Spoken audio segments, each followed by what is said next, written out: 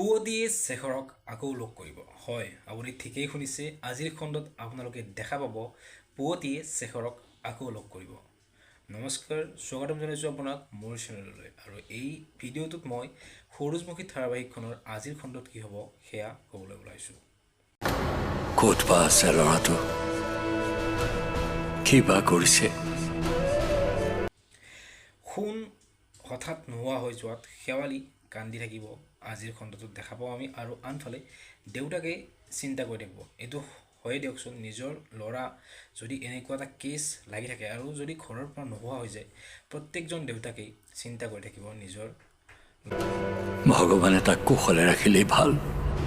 আজিৰ খণ্ডত আমি এইটো দেখা পাম যে শেখৰক আকৌ লগ কৰিব পুৱতিয়ে, আৰু শেখৰক লগ কৰি ক'ব যে সি যি ভাবি আছে, যিটো প্লেন কৰি আছে সেইটো হ'বলৈ নিদিওঁ বুলি ক'ব পুৱতিয়ে। আৰু আনহাতে মই তোমাৰ প্ৰতিশোধ ইমান সহজে পূৰণ হ'বলৈ নিদিওঁ।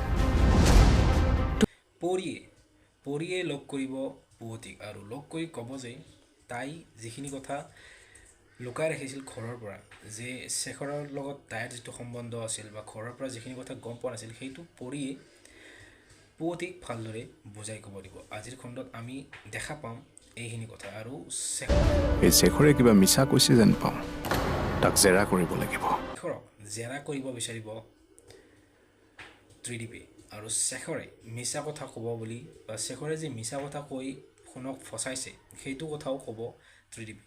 পৰি বিয়া কৰাই তুমি মোক ইমান ক্লেৰিফিকেশ্যন দিব নালাগে, কি হৈছে কোৱাচোন? এটা ভাল কাম কৰিছে বুলিয়ে ক'ব লাগিব, কিয়নো পৰিক বিয়া পাতি সোণৰ যিটো কেছ সেইটো হেণ্ডেল কৰিব এতিয়া ত্ৰিদীপে। আপোনালোকে কি ভাবে? পৰি যি ডিচিশ্যন লৈছিল সেই ডিচিশ্যনটো এতিয়া বৰ্তমান ভালৰ ফালে গতি কৰি আছে।